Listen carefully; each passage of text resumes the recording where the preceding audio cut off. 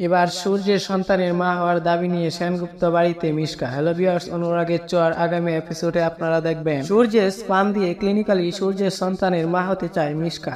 এদিকে সূর্য দীপার মন পাওয়ার জন্য ও সেনগুপ্ত বাড়িতে সুখে শান্তিতে বসবাস করার জন্য লড়ে যাচ্ছে সূর্য। আর অন্যদিকে সূর্যকে ফাঁসানোর জন্য গভীর ষড়যন্ত্র করছে মিশকা। সূর্যের সত্যি জানার জন্য মিশকা উতলা হয়ে কবিরের বাড়িতে ছুটে যায়। মিশকা সেখান থেকেও অপমানিত হয়ে ফিরে আসে।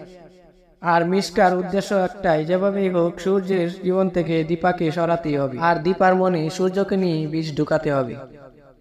দীপাকে এটা বোঝাতে হবে যে সূর্য তাকে ঠকিয়েছে। তারপর মিশকা সেনগুপ্ত বাড়িতে এসে হাজির হয়ে যায় এবং সকলের সামনে দাবি করে যে সে প্রেগন্যান্ট এবং সূর্যের সন্তানের মা হতে যাচ্ছে।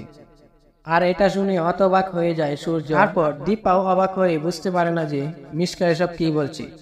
আর দীপা মনে মনে ভাবছে নিশ্চয়ই মিশকার এটা নতুন ষড়যন্ত্র। তারপর দীপা রেগে গিয়ে সূর্যকে বলে যে আমি অনেকবার বোঝানোর চেষ্টা করেছি যে আপনার বন্ধু আপনার শত্রু, কিন্তু আমার কথা আপনি কিছুতে বিশ্বাস করেননি। আজকে বুঝতে পারছেন তো আপনার জন্য মিশকা কতটা ভয়ানক এবং নোংরা খেলা খেলছে।